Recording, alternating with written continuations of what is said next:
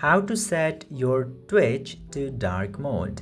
Now in order to set your Twitch in dark mode, you just simply need to open your Twitch app and tap to your profile icon from the bottom right corner.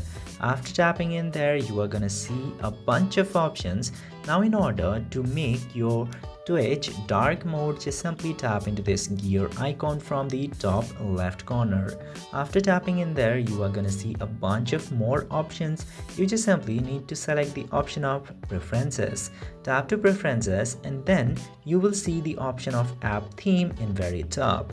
Just simply select the option of light under app theme, and after tapping in there you will see dark and system default. Now just simply pick the option of dark, and after that your Twitch theme will be changed to dark mode. I hope this video have been informative to you. If yes, don't forget to hit that subscribe button.